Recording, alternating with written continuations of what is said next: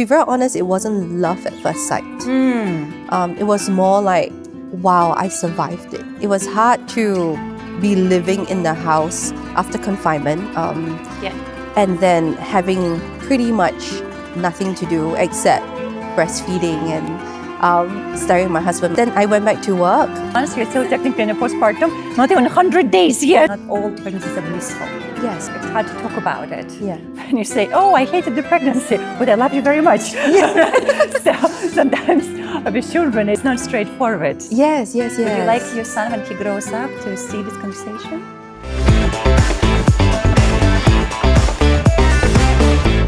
Welcome to another episode of YanaTV, where we have authentic conversations with impactful and conscious people of Asia.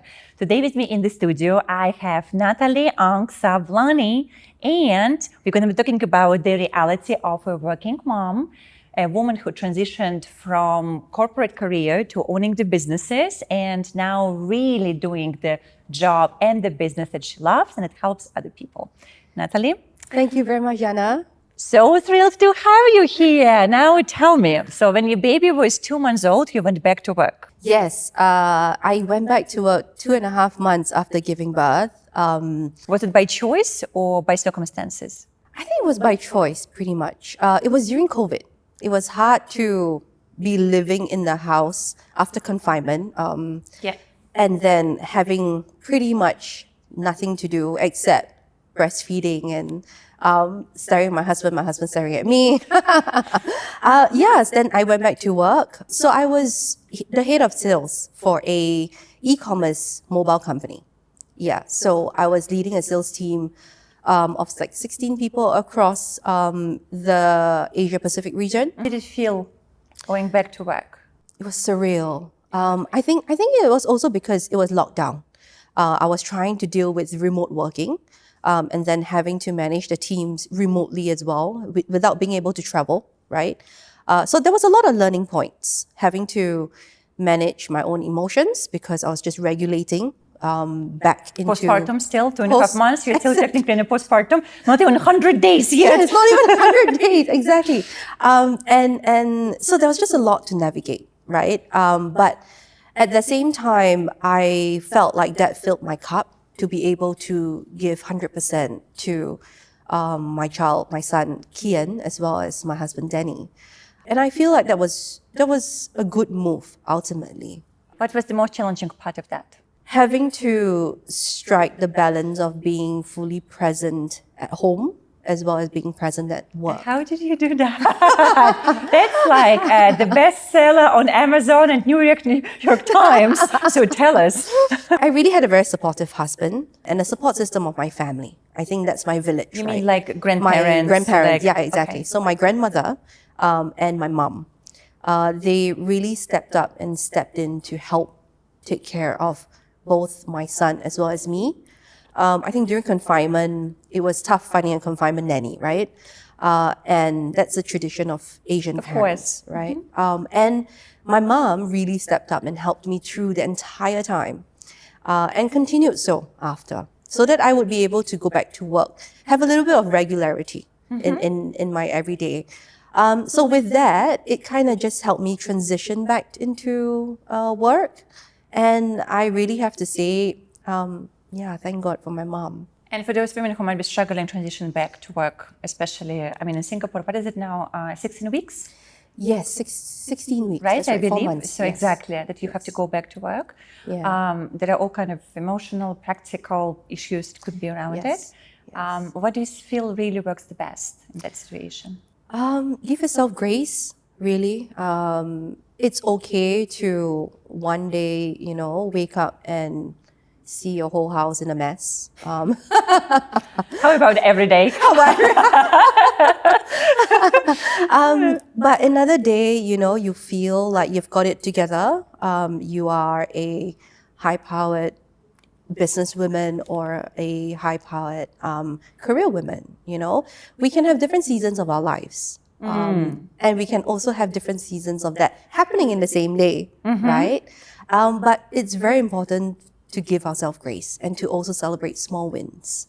So now I'm curious, if we look at the seasons, so Yeah. you think motherhood, is it summer, is it winter, is it autumn? I feel like Early spring? I feel like it's monsoon every day, which is very, very apt, right? In Singapore, it's monsoon Yes. pretty much on and off. That's a good one. Okay. So you went to work and you did not stay that long in that position in that company. And why is that? Actually, so with that job, I did stay pretty long. How long? Maybe about 2 years. 2 years, that longish? Yes, longish. It was, I think, in the middle of COVID. Tech businesses were also suffering. So the business itself went through ups and downs, was kind of in the midst of winding down. So Did you leave? Or were yeah, you fired? we all kind of transitioned at the same time, where because the business exited out of Singapore, so we all kind of exited off the business, right? And in a relationship, they call it these days conscious uncoupling. right? Conscious, So you could say yes, similar about the business. yeah, so we are like conscious uncoupling. Uncoupled with the business. I think I did give my best during those 2-ish years. So you had a toddler. So here you are, you Yes. uncoupled. Yes, uncoupled. And Yes, that's right. went back to home and then what happened? And then, so after that, I kind of asked my husband, I said, look, I just really want a break. I just want to do nothing and be Thai for a while, you know? Well, Singapore, right? Jakarta. Yes, Hong exactly. Kong, Shanghai. He said, okay, I'll give you as much time as you need, but I guarantee you in like 2 months, you're going to tell me like, you're itching to go. Yeah, it's enough nails, lunches, Yes. spas. And champagne. And I think at that time, I kind of came across a couple of products, What do you mean? skincare products. Did he had some skin issue? Yeah, so he had eczema Since birth? since birth. And it was a struggle trying to find products that was working for him. It was almost like having to go back to the PDs all the time, getting steroid creams one after another, right? And I was so against it, but at the same time, what can we do? We've traveled to the US, to Australia, to even Europe, and we found creams that was working in those countries when we were traveling, right? But every time that we brought it back, it doesn't, it stopped. Because I think just the ingredients itself, it was just too thick. For the Asian climate, Asian for the humidity. Yeah. That's right. And tropical weather really isn't the best for eczema. Because of that, I told my husband, I said, okay, you know what? Let's figure out something. I kind of came across a ingredient, which is a oatmeal ingredient. And from that, it led on to a whole thing about creating products as well as creams, you know, around oatmeal. So you started the business while Yes. having a toddler. Yes, while having a And so how is that experience? How many hours did you Wow. work per day? pretty much All the time? all the time. You never really sleep though. Yeah, it's like the joke. And when Yeah. people say, oh, I hate corporate job, I want to, leave it. So I always joke and say, yeah, you want to go from 9 to 5 to 24/7 job with no vacations and no days off? Good luck. Right? Yeah. But at the same time, it's also very fulfilling. Yeah. Yeah, I'm Quite. very sure. And I think that was what I was trying to, or trying to get out of my life, fulfillment. How do you define fulfillment? I think being able to love what you do and be able to be present for who is most important for you, your family, your friends, that is considered success for me. You mentioned also that the biggest kind of challenge that you were trying also to be just really present in business and for your child. So how do you do that? Because what I know also from other business owners, days are different. Some days are good, some days maybe not that good, and you could come with different emotional state. So how do you self-regulate? I think over time I've learned to really give myself grace in doing everything that I do, and also to prioritize, right? I think time management, I like to call Google Calendar my best friend now, Okay. or my co-founder, You're a founder. because everything's in there, right? From a 30-minute call to a 2-hour playtime session with my son, or even play dates. And I want to be intentional whenever I set time for the people. Do you have different colors in your Yes. calendar, right? So that when you of look at it course. visually, Yes. you kind of see right away whether you work more or play a lot. Yes. Or do you do any self-care? Yes. It's like right away there. Yes. So I've got like the purple, the orange, the blue, and the green, right? All for different purposes. You know, it's like when they talk about the nutritious meal, Yes. they always say that you need to have, what it is, I think 1/4 protein, 1/4 carbohydrates, and about half of that should be vegetables. Yes. So, yeah, so you So see for it me, right my away. half is for my work, unfortunately. And your protein is what? And my protein is my son. And carbohydrates. And carbohydrates. Carbohydrates, I feel like that's something that I can do without on certain days. So that's more like my social time. Yeah. Is it also your me time? It's also my me time. So you're sacrificing your me time. Yeah, exactly. Quite unfortunate, but I still try to fit in at least 10 minutes a day just for myself. What do you do in those 10 minutes? I stretch, I have quiet time, and I do a lot of maybe reflecting. So a lot of people do like written journals, right? But for me, it's just my notes app. I just take it out. Technology. Exactly. Whatever that just helps me get by quickly because I don't have a lot of time. So how do you go through that very fast-paced schedule without a burnout? Or did you have one? Do you have a history of burnout? Yes. Do you know what I'm talking about here? Yes, I do. I think I had my fair share of burnouts. To be honest, this is not my first business. And I've gone through 2 businesses before. And it was to a point that I think it was beyond burnout. I was struggling quite a bit with depression. Sorry to hear that. Yeah, it was quite a low time in my life. This was my first business. I was running a You must be restaurant. very young. Yeah, I was 24 Okay. when I had that. It was meant to be a partnership or like an investment, but it eventually turned into this big thing where I left my job and do it full time. And I came out of it very, very scarred. But Bad at the same- relationship. Yeah, exactly. What did you learn? What was the biggest lesson you learned there? To protect my heart. And why I say protect my heart, because it's very important who you let in, right? Whether is it friends, whether it's business partners, or whether is it just acquaintances. But you're 24, you're probably very trusting, Exactly, right? And very exactly. open and just... Exactly. I was thinking that, the world is just this. And I was very protected, very sheltered. I didn't have wider perspective.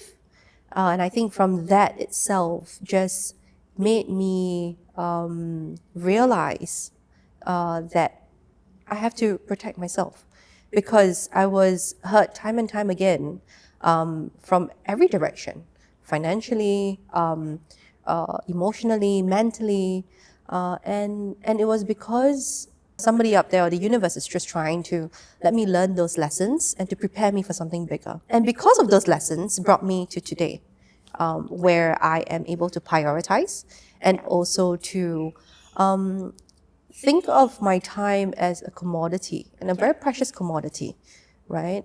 Whoever that we give our time to should be worthy of it and should also be able to allow you to come out of it feeling more positive. Yeah. Often when people transition from corporate jobs into running their own businesses, they are overwhelmed by the fact that you have to do everything yourself because it's your business. And at the very beginning, you are the founder, the CEO, the accountant, the cleaner, the social media manager, and the sales representative. You're like everything, right? And that could be challenging for many. In your story, you had a toddler at that time who was like, Mommy, I want to play and poo. Sometimes at the same time. Yes. And you're like, yeah, honey, just give me a moment. I have to close this deal. Yes. So how did you deal with that? Again, I think prioritizing, and I think it was also business planning. When I'm trying to move the business forward, you really have to sit down and think, and focus on what's So important. you were very unsentimental about it, Yes. right? You could say in a way. So business is business. Numbers, spreadsheets, pain, profit, right? All of Yes, this. Yeah? yes. And I think I've learned to be very removed in a sense from the business, to take my emotions out of it a lot. I think it's, you know why I'm kind of zooming in? Because I know many female entrepreneurs. Yeah. And I do find that women struggle with it often. So they struggle to remove the emotions from their businesses. They're married to their businesses. And that's the chaos that happens in all other aspects of life. And this is actually a great thing, which I found. I mean, I learned it from my husband, who always was teaching me, learn to be unsentimental about your businesses. Yes, And eventually I had to. But yes, that's interesting in you because you're also in a holistic business. Yes. Right? So that's an interesting part. You're helping families, to deal with difficult skin conditions, right? It's all about health and well-being. Yes. And at the same time, it's important to look at it as a business from your perspective. Yeah. And it's precisely because I think I am detached from it, or I see it from that way. I'm very clear of where I want it to go, how I want it to go, and also where I can draw that line. And I think because of that, I'm able to then leave the emotion for my family. Yeah, because I'm not overly stretched, right? So you're never emotionally provoked at work? Clients I do. never bother you? Of course. if I say I'm 100%, I'll be joking, but I try. The thing that tugs my heart a lot is every time when a customer meets me in person and said that, how much our creams and our products has helped them, and this is the only thing that they go to, that is validation. And that is the satisfaction that I get. Just by listening to their stories. Like I'm listening to yours right now. Yes. How old is your son these days? My son is 4. Okay. Yeah. What is number one value would you like him to learn? To be kind and to be generous with people. I think when you're kind and you're generous, of course, be a bit more discerning, but be generous still. You tend to be able to get very far in life, and I feel like that value is more important than having the smarts or being top in class or having A stars all the time. Wow, you're not like a typical tiger mom. No. You're actually, very holistically inclined. Yes, of course. How did you grow up yourself? Did you grow up with parents who were strict or who were relaxed? Yeah, I think my parents were quite traditional. Yeah, traditional Asian family. When you have to get your straight A's everywhere, you have to be the best, you have to memorize a lot, you have to be a good girl, right? There's a maybe lot of... not so much straight A's, Okay. but you kind of have to follow that route, right? And to excel in our studies. But I have to say, I wasn't really the study sort. After school, all I really wanted was to just go out and work, be financially independent. Because my dad himself is an entrepreneur. Okay. He has run his business for 30 years. So I've seen him through the different facets. What does he do? He's an interior designer. Yes. So you were seeing him through all those, because entrepreneurship is like this, right? It's a journey. Yes. Also for the family then. Absolutely. So what do your parents think about your business right now? They're very supportive. Yeah. And I think my dad and my mom, they're both very proud. Also because they see the entrepreneur journey through me too, right? Yeah. Yeah. It's like me going through what they did when they were younger. And like just how they brought me to their offices, I bring Kian to my office as well. Will you share with your son the story of your pregnancy? I'm just curious. Maybe, perhaps one day, when he is a bit older, I might. It was traumatic, in a sense that I was sitting up for a good 9 months. And it was literally from the day that I kind of knew that I was pregnant. 1 week into that, I had to sleep sitting up because every time that I would lie down, I would either get vertigo or I would be very bloated. Yeah. So it was hard. It was really a tough pregnancy, and I didn't enjoy it at all. And it was also scary because I think it's interesting to also be honest about it, because not all pregnancies are blissful. Yes. It's hard to talk about it. Yeah. When you say, oh, I hated the pregnancy, but I love you very much. So sometimes with children, it's not straightforward. Yes, yes, yes. Would you like your son, when he grows up, to see this conversation? Yes, of course. If YouTube still survives or internet still survives by then, who knows these days? Yeah, I would love for him to know how hard it was. And to be very honest, it wasn't love at first sight. It was more like, wow, I survived it. Yeah. You know? Thank you for sharing that too, because it's so common for women, not talked about enough. And often if they're not educated by really good doulas or midwives, then they would assume something is wrong. Yes. Right? So, but it's actually like all professional kind of experienced midwives or doulas would say that when the baby comes, then there are only two reactions a mom could have, right? So one reaction is, oh my God, I'm so glad it's finally over. And okay, you're here, but I need a moment. Yeah, that's right. That's and we have to get to know each other after. And that was me. Right, this is one reaction, right? And the other reaction, I mean, especially if the pregnancy was like really blissful and the birth was easy, you know, and all of those things. And the other reaction would be, you're the love of my life, and I always knew it, and this is you. I recognize you, right? Yes. And there is this instant that, yes, I am into this. And what I heard midwives saying, that both reactions are perfectly perfect. Yeah. Right? So there is not like one or the other. Or the other. So thank you for sharing that. Yes. I think being able to be true to yourself is really important. If we can accept that we are built differently, we would be more fulfilled in our lives. And the final question for today, if you were to look at the next, let's say maybe 5 to 10 years of your life, where would you like to be with your life? Wow. On a beach, sipping margarita. Enjoying the fruits of our labor, enjoying the sacrifices we make today, to be able to spend more time with the family, with my son, giving him that lost time that I'm doing it right now. Yeah, I really hope that in the next 5 years we'll get there. Yeah. Thank you so much, Natalie, for showing up here today. Thank you very much. And that was Natalie on YanaTV with really very well-rounded, very deeply moving story. And I would love to connect with everyone else in the comments under the video. If you have any working mothers here, what is your experience, and especially how was that first transition when you went back to work?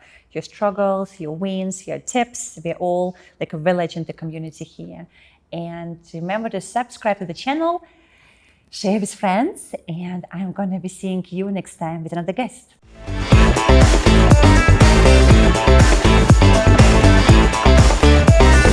Like 1/4, oh gosh, let me try to remember. Fats or like... one quarter protein, 1/4, I think, fats. Yeah, and carbohydrates. Yes, no.